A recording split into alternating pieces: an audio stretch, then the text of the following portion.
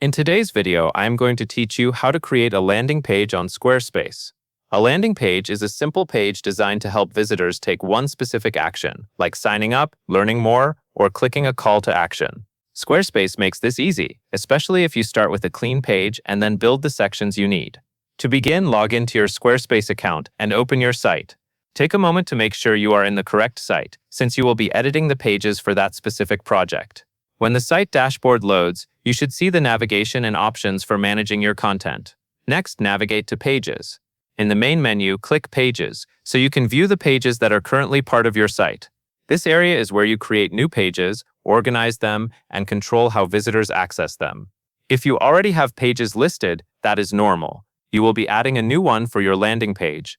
Now you will add a new page. Look for the plus icon next to Not Linked. Select that plus icon to keep the page as a standalone page, meaning it is not automatically attached to a navigation menu. This is useful for landing pages because you often want to share a direct link rather than include it in the main site navigation. After that, you will choose a layout. When the page creation options appear, you can select Blank Page or choose a template from the landing category. If you prefer full control, Blank Page is a great choice because you start fresh. If you want a faster start, a landing template gives you a structure that is already designed for typical landing page sections. Once you have your layout ready, name the page, enter a title for the page, and then choose the URL slug. The URL slug is the part of the web address that typically appears after your main domain.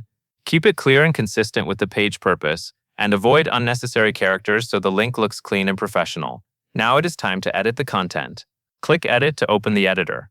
In the editor, you can add the sections and blocks that make up your landing page layout. You will usually build the page by adding different content pieces, such as headings, text, buttons, images, and other elements that guide visitors toward the action you want them to take. As you add sections and blocks, review how the page is shaping up. Focus on clarity and flow so the content reads easily and the layout feels intentional.